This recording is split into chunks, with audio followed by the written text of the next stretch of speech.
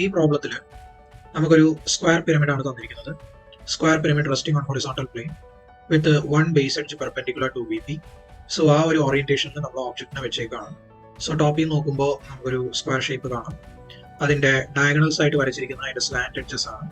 ഈ സെന്ററിലുള്ള O എന്ന് പറയുന്ന point it is the apex. Front view ഒരു ട്രയാങ്കുലർ ഷേപ്പ് ആയിരിക്കും, പിരമിഡ് ആയതുകൊണ്ട് തന്നെ സ്ക്വയർ പിരമിഡ് ആണ്. സോ ഒരു റെഗുലർ ട്രയാങ്കിൾ നമുക്ക് കിട്ടും. അതിന്റെ സൈഡുകളും അതുപോലെ തന്നെ നോമൻക്ലേച്ചറുകളും നിങ്ങൾക്ക് ഫിഗറിൽ കാണാം.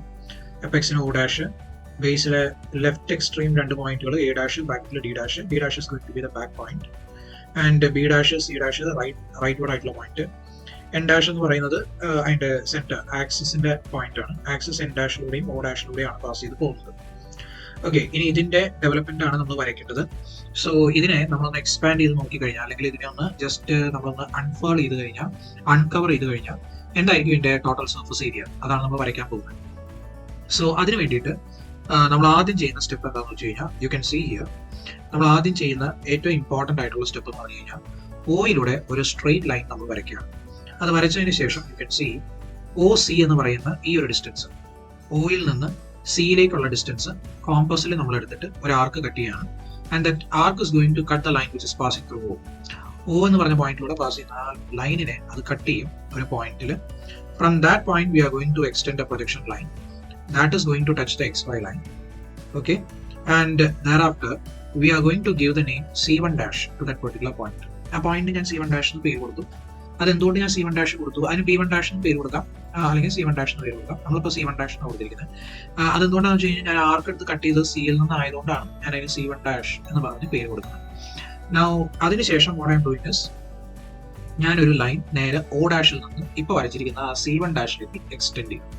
Now എന്തിനാണ് നമ്മൾ ഈ സ്റ്റെപ്പ് ചെയ്തതെന്ന് ചോദിച്ചു കഴിഞ്ഞാൽ, വെരി ഇമ്പോർട്ടൻറ്റ് തിങ് നമുക്ക് ഒബ്സർവ് ചെയ്യാൻ പറ്റുന്നത് എന്താണെന്ന് വെച്ച് കഴിഞ്ഞാൽ, നിങ്ങളിപ്പോൾ കാണുന്ന ഈ ഒരു സ്ലാന്റ് ആയിട്ടുള്ള ഈ എഡ്ജ് എന്ന് പറയുന്നത്, ഈവൻ ദോ അത് എഡ്ജ് നിങ്ങൾക്ക് OA അല്ലെങ്കിൽ OB അല്ലെങ്കിൽ OC അല്ലെങ്കിൽ OD എന്ന് പറയുന്ന ഒരു സൈഡ് ആണെങ്കിൽ കൂടി, it is not representing the actual length of that particular slant edge.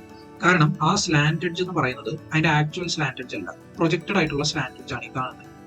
Development എന്ന് പറഞ്ഞാൽ നമ്മൾ ഉദ്ദേശിക്കുന്നത് അതിന്റെ ആക്ച്വൽ ആയിട്ടുള്ള ഡയമെൻഷൻസ് വെച്ചിട്ടുള്ള ഒരു ഷേപ്പാണ് നമ്മൾ ഉണ്ടാക്കിയെടുക്കാൻ പോകുന്നത്. ഓക്കെ, അതായത് ആക്ച്വലി നമ്മൾ ആ ഒരു പെർട്ടിക്കുലർ ആയിട്ടുള്ള ഒരു സ്ക്വയർ ആയിട്ടുള്ള പിരമിഡിനെ അൺഫേൾ ചെയ്ത് അൺകവർ ചെയ്ത് നോക്കി ഒരു പ്ലെയിനിൽ വെച്ച് കഴിഞ്ഞാൽ എന്തായിരിക്കും അതിന്റെ സൈസ്, എന്തായിരിക്കും അതിന്റെ ഡയമെൻഷൻ, എന്തായിരിക്കും അതിന്റെ ഷേപ്പ്, ഇതാണ് നമ്മൾ കണ്ടുപിടിക്കുന്നത്. So actual dimensions has to be obtained. നമ്മൾ ഈ കാണുന്ന ഈ ഒരു ട്രയാങ്കിളിൽ OA എന്ന് പറയുന്ന സൈഡ് കാണുന്നുണ്ടെങ്കിലും OB എന്ന് പറയുന്ന സൈഡ് കാണുന്നുണ്ടെങ്കിലും it is not giving the actual dimension of that slant edge. Actual dimension of the slant edge കിട്ടാൻ വേണ്ടിയിട്ടാണ് നമ്മൾ ആ ഓയിൽ നിന്ന് ആർക്ക് എടുത്ത് ഓയിൽ നിന്ന് സിയിൽ വെച്ചിട്ട് ഒരു ആർക്ക് കട്ട് ചെയ്യുന്നത്. അത് ഹൊറിസോണ്ടലിലൂടെ പാസ് ചെയ്യുന്ന, അതായത് ഓയിലൂടെ പാസ് ചെയ്യുന്ന ആ ഹൊറിസോണ്ടൽ ലൈനിന് ഒരു പോയിന്റിൽ കട്ട് ചെയ്യും. ആ കട്ട് ചെയ്ത പോയിന്റിൽ നിന്ന് നമ്മളൊരു പ്രൊജക്ഷൻ എടുത്ത് മുകളിലേക്ക് XY ലൈനിലേക്ക് വരയ്ക്കുന്നത്. അതിന് C1 ഡാഷ് എന്ന് പേര് കൊടുത്തു. എന്നിട്ട് നമ്മൾ O ഡാഷും C1 ഡാഷും കണക്ട് ചെയ്തു. Now this is the actual slant edge. ഈ സ്ലാന്റ് എഡ്ജിൽ നിന്ന് വേണം ഞാൻ എൻ്റെ ഡെവലപ്മെന്റ് അല്ലെങ്കിൽ development of the surface create ചെയ്യാനായിട്ട്. അപ്പോൾ നമുക്ക് കിട്ടിയ ഫിഗറിൽ O ഡാഷ് C1 ഡാഷ് എന്ന് പറയുന്നത് ആണ് ശരിക്കും the actual length of the slant edge. അത് ഏത് എഡ്ജ് ആണെങ്കിലും, OA ആണെങ്കിലും OB ആണെങ്കിലും OC ആണെങ്കിലും OD ആണെങ്കിലും, ഈ എല്ലാ സ്ലാന്റ് എഡ്ജിന്റെയും ലെങ്ത് എന്ന് പറയുന്നത്, ആക്ച്വൽ ലെങ്ത് എന്ന് പറയുന്നത് it is this distance. Okay, അതായത് O ഡാഷ് C1 ഡാഷ് എന്ന് പറയുന്ന ആ ഡിസ്റ്റൻസ് ആണ് ആക്ച്വൽ സ്ലാന്റ് എഡ്ജ് ലെങ്ത് എന്ന് പറയുന്നത്.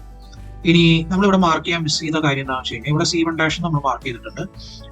ഈ പോയിന്റ് നമ്മൾ പേരൊന്നും കൊടുത്തിട്ടില്ല. This has to be given as C1. ഇവിടെ C1 എന്നുള്ള പേര് കൊടുക്കുക. അതിന്റെ നേരെ പ്രൊജക്ട് ചെയ്ത് കിട്ടിയ ഫ്രണ്ട് വ്യൂ ആണ് C1 ഡാഷ് എന്ന് പറയുന്നത്.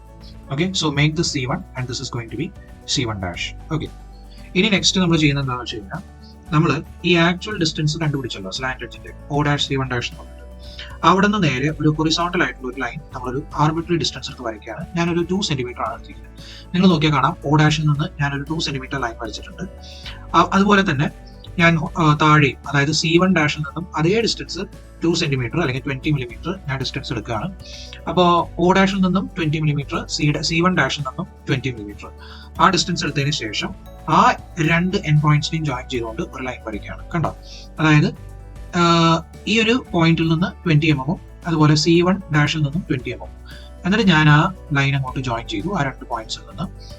So what is the speciality of this line എന്ന് വെച്ച് കഴിഞ്ഞാൽ, it is having the actual length അല്ലെങ്കിൽ it is having the same length that of O dash C one dash. O dash C one ഡാഷിന് എത്രയായിരുന്നു length ഉണ്ടായിരുന്നത്, അതേ length ഉണ്ടായിരിക്കും ഇപ്പൊ നമുക്ക് കിട്ടിയിരിക്കുന്ന പുതിയ ഈ ഒരു ലൈനിൽ. ഓക്കെ, ഇനി ഞാൻ നെക്സ്റ്റ് കോമ്പസ് എടുക്കുകയാണ്. കോമ്പസ് എടുത്തിട്ട് എനിക്ക് കിട്ടിയിരിക്കുന്ന ഈ ടോപ്പ് പോയിന്റ് ഇല്ലേ, അത് ഒ എന്ന് പറയുന്ന പോയിന്റ് ആണ്. ഓക്കെ, ക്യാപിറ്റൽ ഒ എന്നാണ് ഇവിടെ നമ്മൾ നെയിം ചെയ്യേണ്ടത്. ഒ എന്ന് പറയുന്ന ഈ ഒരു പോയിന്റിൽ കോമ്പസ് വെക്കുക. അതായത് കർസർ വെച്ചിരിക്കുന്ന ഈ പോയിന്റ് ആണ് നിങ്ങളുടെ ഒ എന്ന് പറയുന്ന പോയിന്റ്. ഒ എന്ന് പറയുന്ന പോയിന്റിൽ നിങ്ങളുടെ കോമ്പസിന്റെ ഷാർപ്പ് എൻഡ് വെക്കുക. എന്നിട്ട് നിങ്ങൾ ഈ 20 mm മാറിയിട്ട് ഇവിടെ ഒരു പോയിന്റ് നിങ്ങൾക്ക് കിട്ടിയിട്ടില്ലേ, ആ ഡിസ്റ്റൻസ് അല്ലെങ്കിൽ ആ പോയിന്റിൽ നിങ്ങളുടെ പെൻസിൽ വെച്ചതിന് ശേഷം യു കട്ട് ആൻ ആർക്ക്, ഒരു ആർക്ക് കട്ട് ചെയ്യുക. അതായത് കണ്ടോ, അതായത് ഈ ഡിസ്റ്റൻസ് ആയിരിക്കണം നിങ്ങൾ എടുക്കുന്നത്. ഓയിൽ കോമ്പസിന്റെ ഷാർപ്പ് എൻഡ് വെക്കുക, ഈ ഒരു പെർട്ടിക്കുലർ പോയിന്റിൽ നിങ്ങളുടെ പെൻസിൽ വെക്കുക, എന്നിട്ട് ഒരു ആർക്ക് കട്ട് ചെയ്യും. ഓക്കെ, ഈ ആർക്ക് കട്ട് ചെയ്തതിന് ശേഷം നമുക്കറിയാം ഈ ഒരു സ്ക്വയർ പിരമിഡിന്റെ ബേസ് എന്ന് പറയുന്നത് 30 mm ആണ്. ആ 30 mm ലെങ്ത് എടുത്ത് ആർക്ക് കട്ട് ചെയ്യും. ഞാൻ ആദ്യം ഈ എൻഡിൽ നിന്ന് സ്റ്റാർട്ട് ചെയ്തു, ഇവിടെ നിന്ന് 30 mm എടുത്തു, എന്നിട്ട് ഒരു ആർക്ക് കട്ട് ചെയ്തു. ഇനി ആ പോയിന്റിൽ നിന്ന് ഫർദർ 30 mm എടുത്തു, എന്നിട്ട് ആർക്ക് കട്ട് ചെയ്തു. അവിടെ നിന്ന് പിന്നെയും 30 mm മെഷർ ചെയ്തു, ആർക്ക് കട്ട് ചെയ്തു. 30 mm മെഷർ ചെയ്തു, ആർക്ക് കട്ട് ചെയ്തു. എനിക്ക് എന്റെ 4 ഈക്വൽ പാർട്സ് കിട്ടി. കണ്ടോ, ഇതൊരു 30 mm, ഇതൊരു 30 mm, ഇതൊരു 30 mm, ഇതൊരു 30 mm. ഓക്കെ, എന്നിട്ട് ഞാൻ ആ ഷേപ്പിനെ അങ്ങോട്ട് ക്ലോസ് ചെയ്യാണ്. ഇനി 30 mm പറഞ്ഞാൽ ഈ പോയിന്റിൽ നിന്ന് ഈ പോയിന്റ് വരെയുള്ള ഹൊറിസോണ്ടൽ ഡിസ്റ്റൻസ് ആണ് കേട്ടോ 30 mm. സോ ഞാൻ ആ ഹൊറിസോണ്ടൽ ഡിസ്റ്റൻസ് വരയ്ക്കുകയാണ്. കണ്ടോ, ഇപ്പോൾ വരച്ചിട്ടുണ്ട്. എന്നിട്ട് ഞാനത് സെന്ററുമായിട്ട് ജോയിൻ ചെയ്തു. അപ്പോൾ അതേ എനിക്കൊരു 30 mm കണ്ടോ, ബേസിന് 30 mm ഞാൻ മെഷർ ചെയ്ത് കറക്റ്റ് ആയിട്ട് എനിക്ക് കിട്ടിയിട്ടുണ്ട്. അപ്പോൾ എനിക്കൊരു ട്രയാങ്കുലർ ഫേസ് കിട്ടിക്കഴിഞ്ഞു അല്ലേ.